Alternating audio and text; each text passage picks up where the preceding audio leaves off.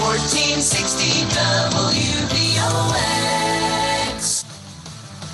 Stay tuned now for the Racing for Heroes radio show with host Brett Morash on 1460 WVOX. Hey, Racing for Heroes fans, it is Brett Morash. It is Friday, March 18th. We are here at WVOX 1460 AM, WVOX.com worldwide. And of course, we're also on Facebook Live and Spotify a little later in the day.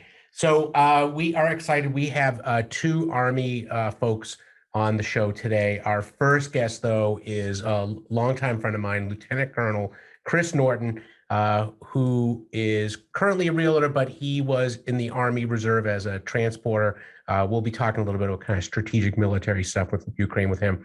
But I do want to give a quick shout out to Chris, because when I was retiring from the military, Chris was working for AT&T as one of their veteran military folks, and did help give me a lot of advice as I was getting ready to transition to being a civilian. And ever since then, we've been friends. So Chris, I'm so glad to have you on the phone, buddy.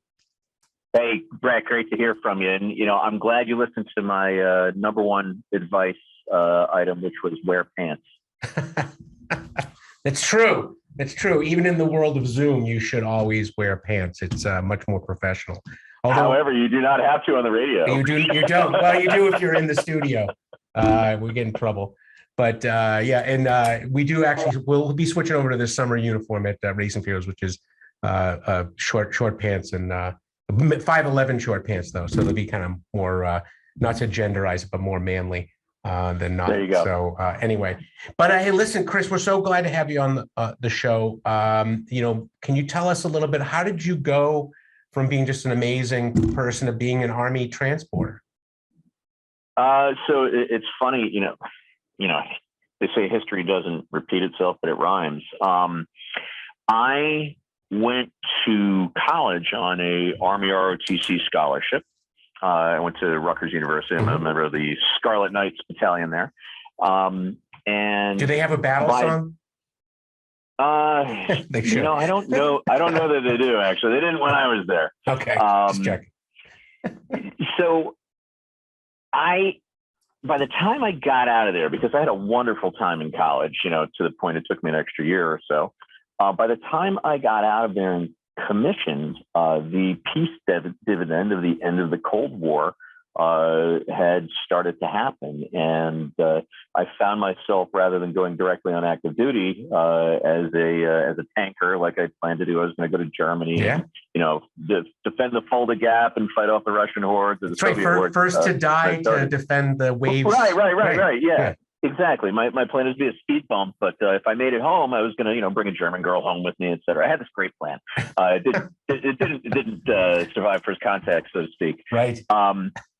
But by the time I was commissioned, now I found myself in the reserves, and I had kind of pencil whipped what branches I wanted to be in, not thinking I would end up in the reserves and have to find a job and start a career and all that stuff. And the Army assessed me into the infantry branch as a reserve officer in 1996. Well, in 1995, the Army Reserve divested all of its combat arms power into the Army Guard. And so, I called up the guys at branch. I'm like, hey, listen, there's no reserve units for me to join here in New Jersey. In fact, I think the only reserve infantry unit left in the Army Reserve formation is out in Hawaii. How does that work? And I remember the guy's name. His name is Larry Earls. Larry out at branch said, oh, yeah, that's a mistake. Hey, you can pick something else. Wait, what? I could pick another branch? Oh, yeah.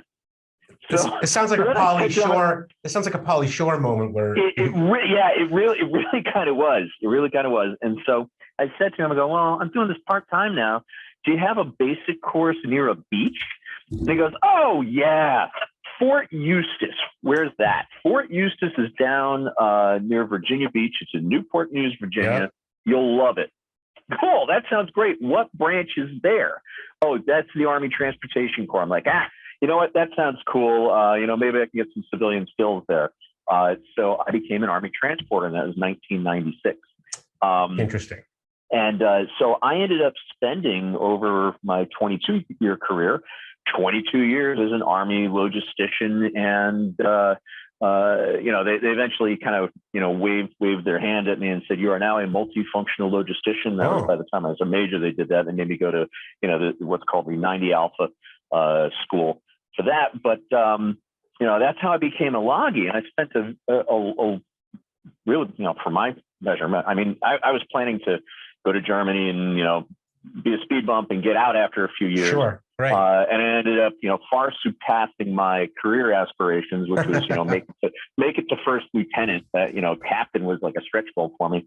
But I spent, my entire career as a loggie, and I loved every minute of it. It was fascinating. Very rewarding. And Chris, very rewarding military career. First, I did want to say that Fort Eustis has an amazing museum. So for anyone out there listening, if you are going by Fort Eustis, check out the Transportation Museum. It's actually pretty slick. It's great. It's amazing. It's got some really cool stuff. Yeah, it's just stuff you're like, we built that? Like, that's amazing. But more, the other question is, I think that most people, if they think of the Army Transportation Corps, they think of these convoys on I-95 going exactly the speed limit with everyone wearing their helmet, causing mayhem on travel. I've run those on Memorial Day. Actually, the very first convoy I led was on I-95 heading south on Memorial Day of 1998, I think it was. Well, I think a couple of years ago, one of those convoys ended up on the Hutchinson River Parkway, and a truck carrying ammo hit the bridge and scattered all that stuff all over the place, which is, of course, never good. Wasn't me, and I wasn't there. But I'm sure there was forms filled out in triplicate after that for sure. So no one wants that. But one of the things I brought you on for, Chris, and then we'll talk about like what you're currently doing toward the end of the segment, is looking at Ukraine. I think you and I both grew up in sort of the post-Cold War era, but a lot of what we did was kind of framed in the Cold War. Like whether it be joking around talking about movie stripes or the EM-50 urban assault vehicle and stuff like that. But I got my butt kicked in Wisconsin. I got my butt. That's right. Yeah, you can't say the no quote on that radio. I think they even bleep it on like the UHF channels when we were kids when they were showing it on. Right. But the part that I think is important though is that like what's going on in Ukraine with like Soviet armored columns and stuff like that is very reminiscent of what we kind of expected during the Cold War. But I think everyone's like stunned at the like lack of like logistical planning or at least logistical execution that's going on. I mean, like that's how armies actually move, right? Yeah, it's become very apparent that the Russian army, really hasn't evolved from what we knew as the Soviet army. It is a centralized planning, but centralized execution type model that doesn't survive first contact very well. It probably it was effective 70, 80 years ago when you just threw body after body after body at a problem, but the art of war, so to speak, has evolved beyond that.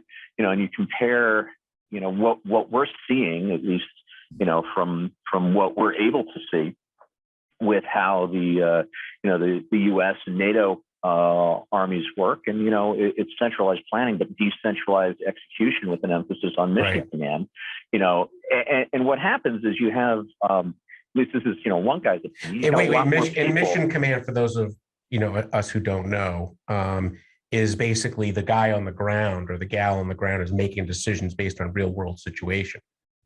Right. It emphasizes the whole concept of the strategic corporal, recognizing that, that individual can make and is empowered to make what can be world-changing decisions. So there's a lot of risk tied up in it. But what you have is a much greater investment in the junior troops, if you will, to make those decisions. And you're seeing that, I think, in this case with a lot of the mission planning and the assessment of consumption rates and what's actually happening with our ability to tactically move in this given situation. It just from thousands of miles away, it looks like none of this is making it back to the influencers who can get fuel and parts and mechanics forward in a timely manner.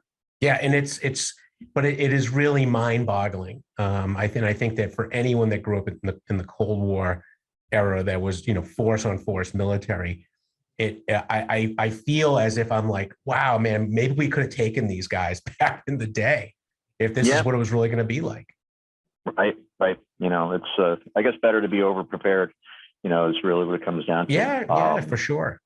And if you look back in somewhat recent history, you got to see, the American approach to war, for good or for bad, whatever your value judgment is on what happened in 2003 and, prior, 1991 in the Middle East with the invasion of Iraq and, liberation of Kuwait and all that.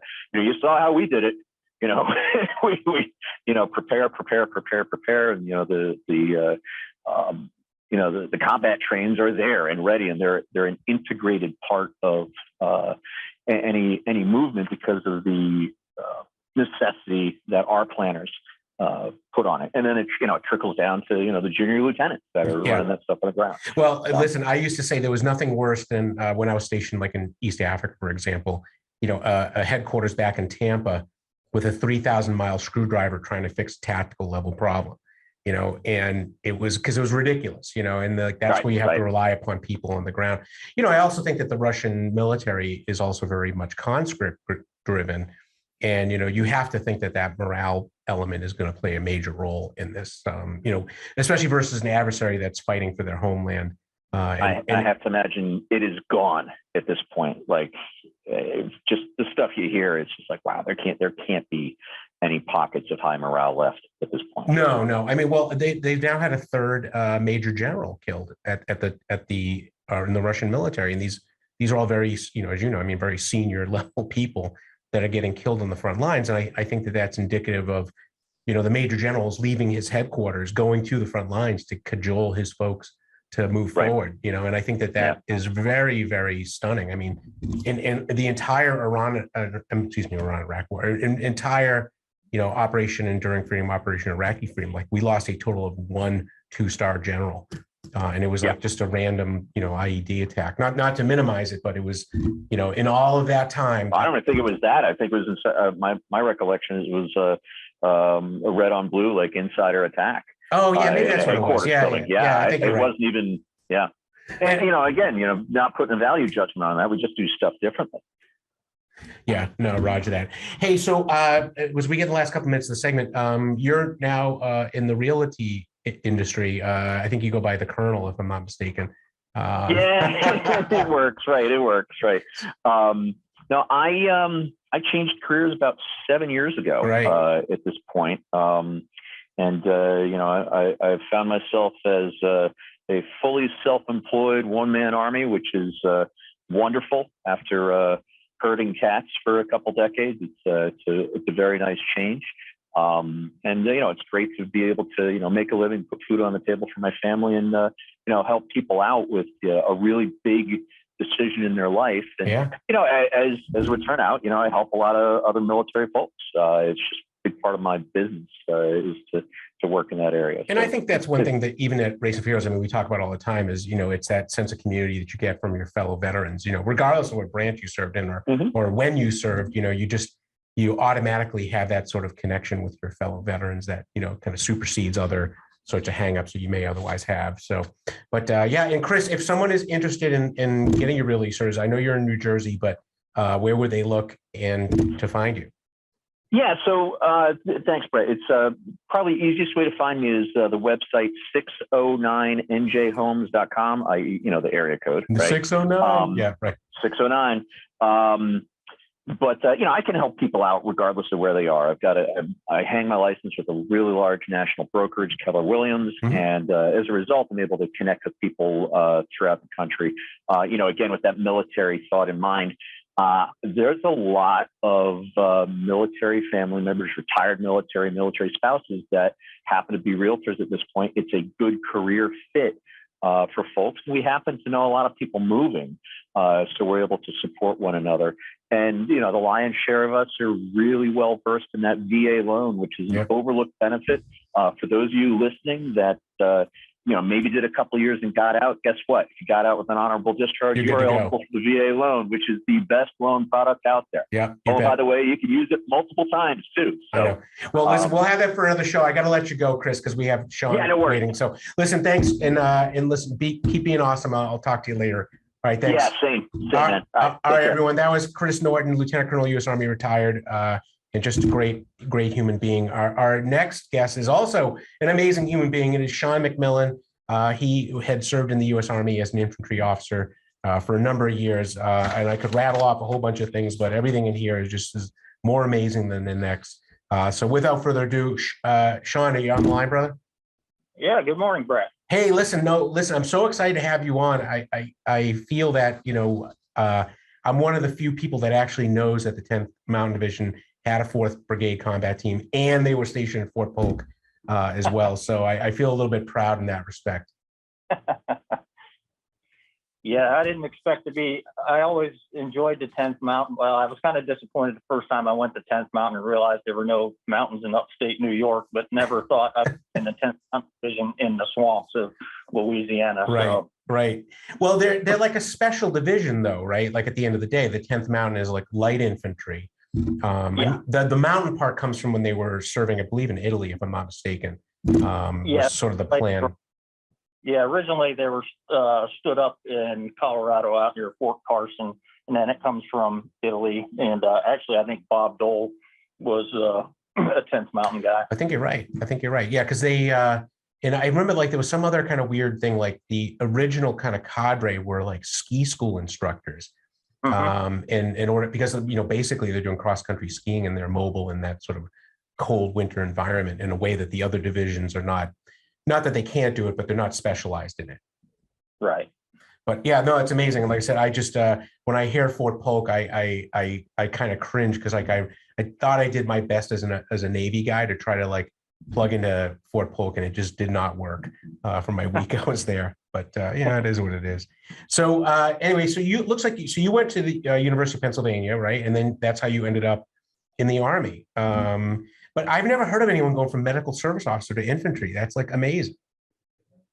Yeah, originally I wanted to be a helicopter pilot, so aviation was my first branch choice, and then the powers that be said, well, then pick medical service corps second. So if you don't get aviation, you can go fly medevac. Well, nobody told me how much of a pain it was, and when I found myself in the medical service field, I quickly knew it wasn't for me.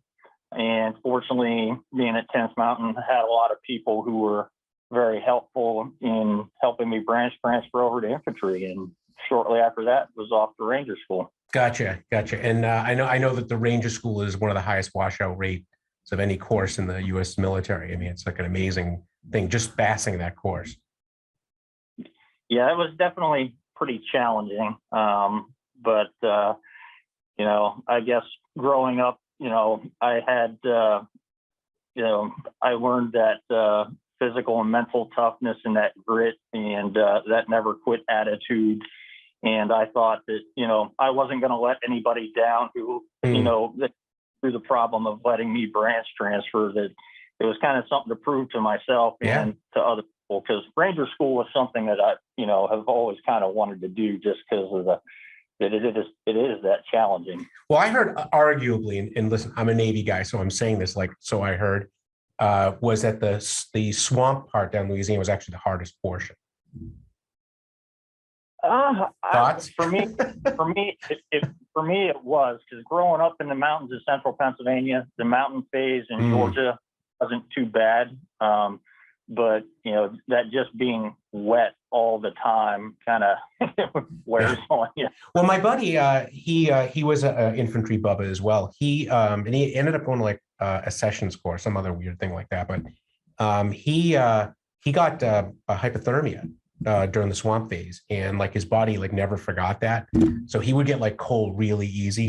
And whenever him and I went like hiking and stuff like that, back in the day. So I just remember it was like always a tough thing, but yeah, so let's kind of shift gears. So I know that you were in the military a long time, and you served at least 1 tour in Bosnia and 3 in Afghanistan, which seems like a lot. And, certainly you're at the tip of the spear during that time. And, I mean, is a huge challenge, especially when you come back as a civilian. I mean, when you get out. Whew, that was probably one of the hardest things because the Army was the only thing I knew for 12 years. And, as much as I refused to admit it, I was, struggling with some mental health issues. Yeah.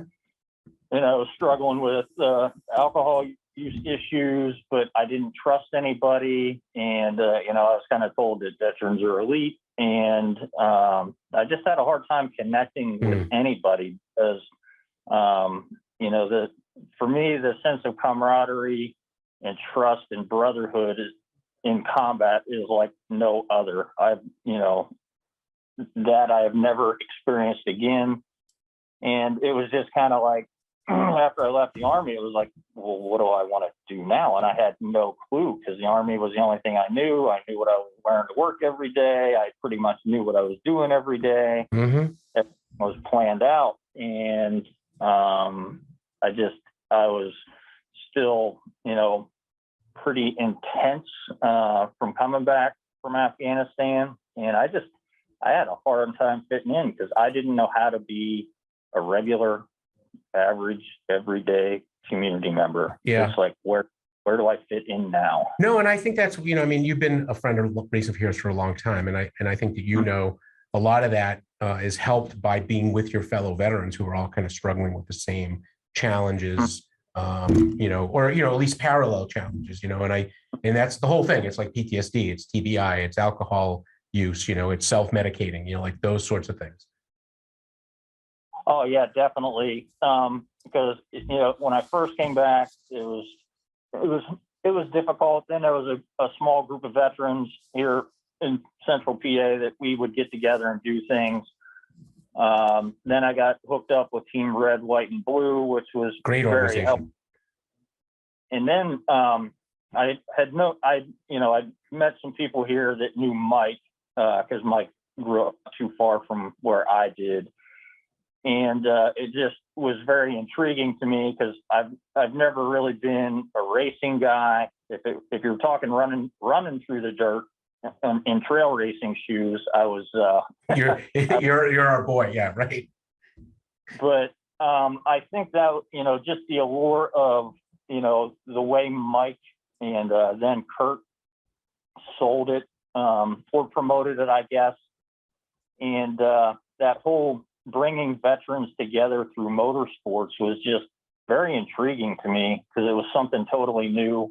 I was still an adrenaline junkie, but once I got hooked up with them, because I did some stuff out in San Diego and then we went to Mexico. But I think it had been one of the first times in a long time that I really, that connection, that brotherhood, that trust, that because I met like Mike once before that, maybe twice, that I just remember that within minutes it was like, you guys are family, and we'd come from all different backgrounds all over the U.S.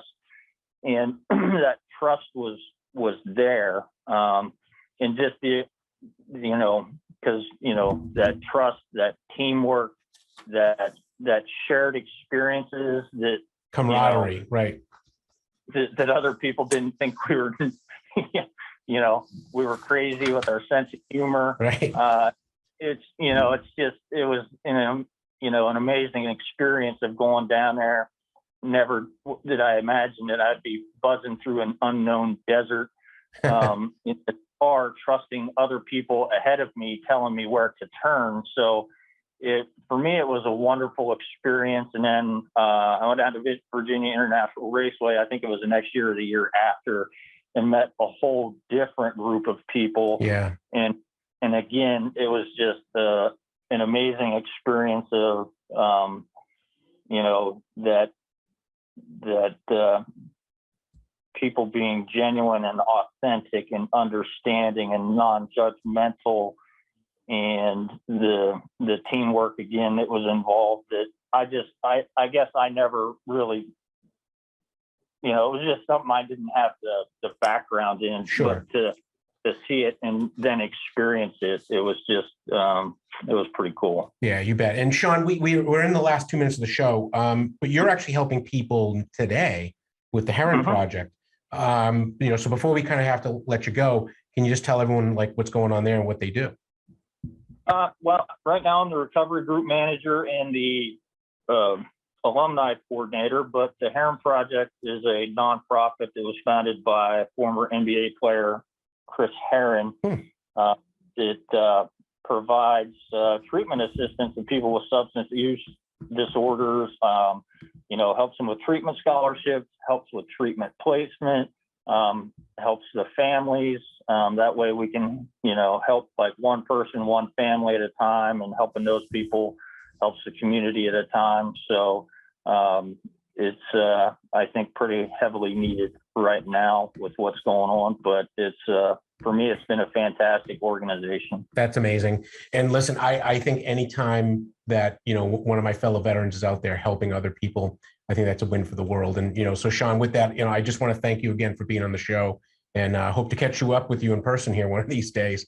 I know we've been in the same circles for a while. Yeah. Well, thanks for having me on, Brett. All right. Thanks, Sean. And ladies and gentlemen, that was Sean MacMillen. He's a former U.S. Army major and infantry officer. And just great human, working with the Heron Project now, and a long time friend of Race Heroes. And with that, friends, we will be back next week in 7 days, so March 25th. Super excited to be back, and same place, same time. And with that, we'll leave you with the real Doug Lane.